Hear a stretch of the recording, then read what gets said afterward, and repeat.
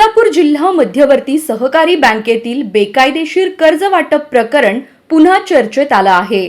विभागीय सहनिबंधक योगीराज सुर्वे यांनी या प्रकरणात जबाबदार ठरलेल्या 35 व्यक्तींच्या मालमत्तांवर जप्तीचा आदेश दिला आहे। या आदेशानुसार बँकेला झालेल्या एकूण 238 कोटी 43,999,000 रुपयांच्या नुकसानीसह 12% व्याजदरानं रक्कम वसूल करण्याचे निर्देश देण्यात आले आहेत।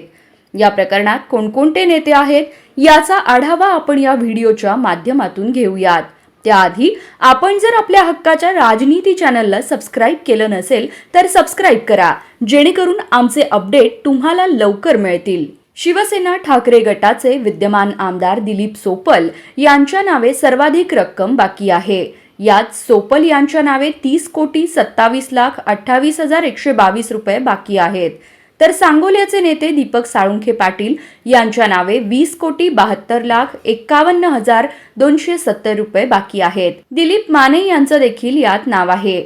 यात त्यांच्या नावे 11 कोटी 63,34,538 रुपये बाकी आहेत। यानंतर सुधाकर पंत परिचारक यांच्या नावे 11 कोटी 83,06,277 रुपयांची रक्कम बाकी आहे। अजित पवार यांचे निकटवर्तीय मानले जाणारे संजय शिंदे यांचं देखील या यादीत नाव आहे। त्यांच्या नावे 9 कोटी 84,44,799 रुपये बाकी आहेत। शरद पवार गटाचे नेते विजयसिंह मोहिते पाटील यांच्या नावे 3 कोटी 3,54,242 रुपये बाकी आहेत। प्रतापसिंह मोहिते पाटील यांच्या नावे 3 कोटी 14,65,497 रुपये बाकी आहेत।